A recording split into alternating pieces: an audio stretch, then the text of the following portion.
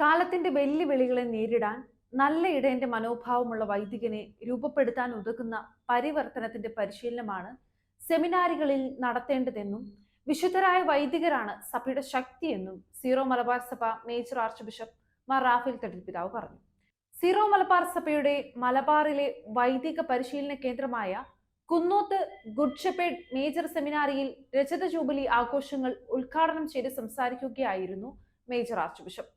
തത്വശാസ്ത്രവും ദൈവശാസ്ത്രവും ഓരോ വൈദിക വിദ്യാർത്ഥിയിലും നല്ല സമരിയാക്കാരന്റെ നന്മകൾ ഉൾക്കൊള്ളാൻ സഹായകമാകണം. ഈ കാലഘട്ടത്തിലെ വൈദികർ നല്ല സമരിയാക്കാരനാകണം. ഉദാത്തമായ ആധ്യാത്മിക മൂല്യങ്ങൾ മുറുകെ പിടിക്കുന്നവരാകണം. ഓരോ വൈദികനും മറ്റൊരു ക്രിസ്തു തന്നെയാകണം. വിശുദ്ധരായ ഒട്ടേറെ വൈദികരാണ് സഭയുടെ ശക്തി. അറിവിന്റെ രംഗത്ത് ഏറെ അക്കാദമിക മികവുകൾ നേടുമ്പോൾ തന്നെ നല്ല അയൽക്കാരന്റെ നന്മ നമ്മൾ നിലനിർത്തണം. വിശുദ്ധിയുടെ വഴിയിൽ മാറ്റപ്പെട്ട മനുഷ്യരാകുവാൻ കഴിയുമ്പോൾ മാതൃകയായ വൈദികരാകാൻ കഴിയുമെന്നും മേജർ ആർച്ച് ബിഷപ്പ് പറഞ്ഞു.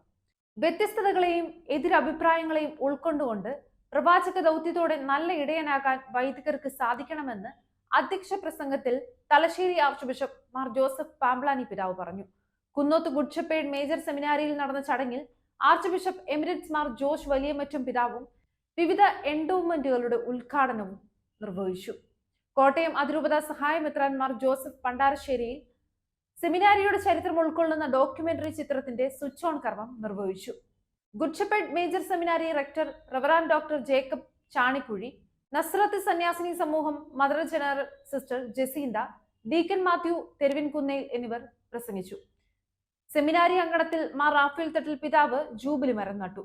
ഉദ്ഘാടന ചടങ്ങുകൾക്ക് മുമ്പ് മേജർ ആർച്ച് ബിഷപ്പിനും വിശിഷ്ട അതിഥികൾക്കും സ്വീകരണം നൽകി. മേജർ ആർച്ച് ബിഷപ്പിന്റെ മുഖ്യ കാർമ്മികത്തിൽ വിശുദ്ധ കുർബാനയും അർപ്പിച്ചു. തലശ്ശേരി അതിരൂപത ആസ്ഥാനത്ത് നിന്ന് വിവിധ സന്യാസിനി സമൂഹങ്ങളിൽ നിന്നും സമീപ ഇടവകളിൽ നിന്നുമുള്ള വൈദികർ, സിസ്റ്റേഴ്സ്, വിശ്വാസികൾ എന്നിവരും പങ്കെടുത്തിരുന്നു.